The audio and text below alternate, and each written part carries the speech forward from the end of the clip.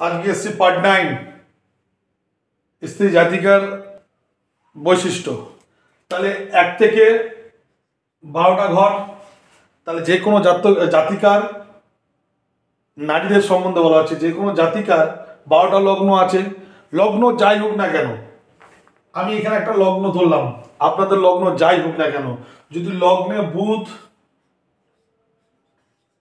Plus চন্দ্র যদি বসে থাকে, বুধ চন্দ্র যদি বসে থাকে, সেই জাতিকা শিল্প নিপুণা, ঈর্ষাপরায়ণ, গীত বাদ্য, গুণবতী এবং সুখী।